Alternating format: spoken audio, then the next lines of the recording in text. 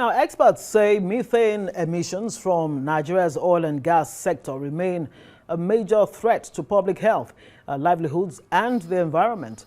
They warn that weak enforcement and poor accountability are undermining efforts to curb the problem. Arise correspondent Georgina Ndukwezaika has details.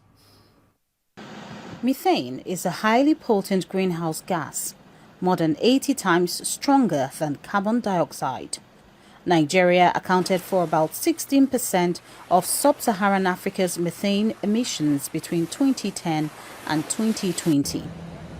The country also fled over 5 billion cubic feet of gas in 2023 alone, ranking among the world's leading gas-flaring nations.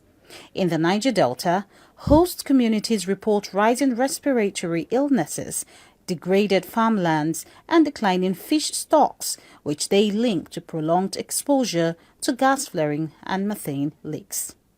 These concerns were highlighted at a closed-door stakeholder dialogue and documentary screening convened by the Natural Resource Governance Institute and the Center for Journalism, Innovation and Development. Recent data shows that the life expectancy of people living in the region is 35.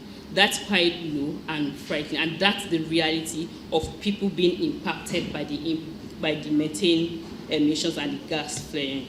The Natural Resource Governance Institute says while the Nigerian government is taking steps to reduce methane emissions, stronger enforcement and accountability are needed to deliver real improvements for affected communities. This has to be our year of implementation and enforcement to make sure that we go beyond just policy drives, but we move to action and change, because there are lives, livelihoods, environments, health of our brothers and sisters at stake. Experts say conditions in most host communities show methane pollution remains a daily health and livelihood challenge.